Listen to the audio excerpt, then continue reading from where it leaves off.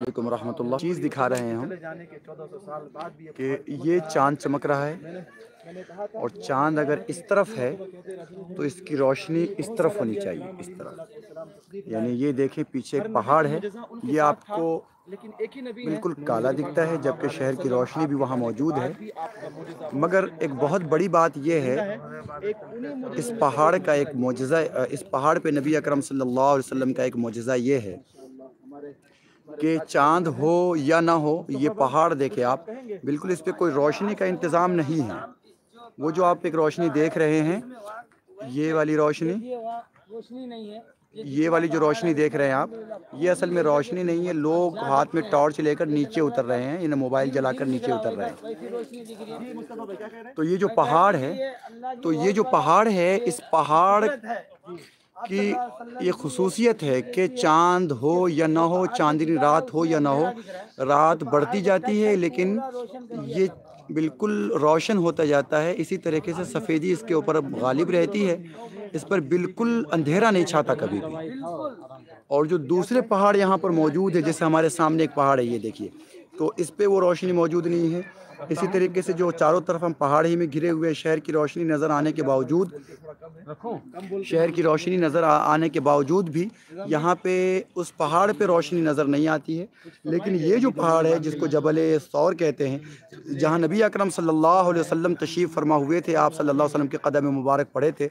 आप देख सकते हैं कि हम तकरीबन आधा से ज़्यादा नीचे उतर चुके हैं, यानी तकरीबन 2500 फीट नीचे आ चुके हैं। और इतनी दूरी होने के बावजूद इस वक्त रात हो रही है और बिल्कुल चारों तरफ अंधेरा है, उसके बावजूद ये पहाड़ को आप कैमरे की नज़र से भी देख सकते हैं। तो अल्हम्दुलिल्लाह, या अभी हम जब नीचे उतर रहे थे तो उतरते हुए एक बूढ़ी अम्मा थी जो जा रही थी ऊपर, चढ़ते हुए एक जगह बैठी हुई थी। तो मैंने उनसे पूछा कि अम्मा अब तो रात हो गई है, आप ऊपर जा रही हैं और अभी तक आधा रास्ता भी तय नहीं किया।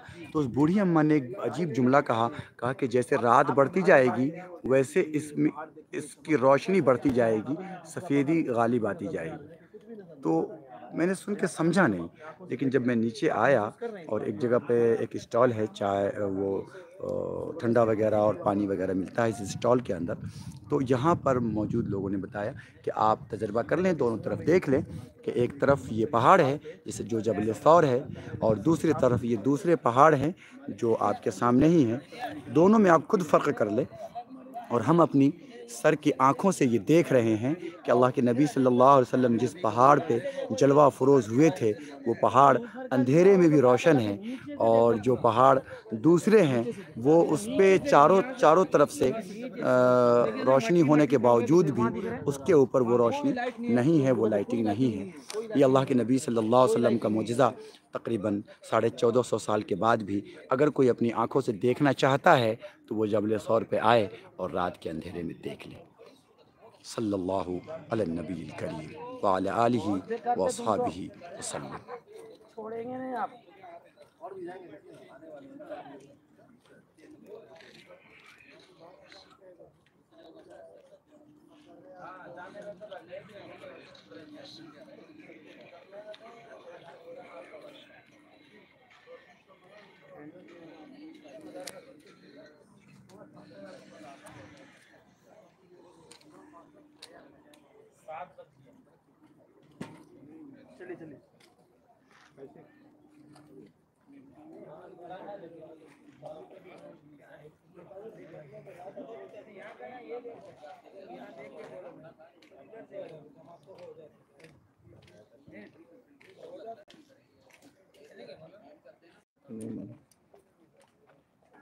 You are live.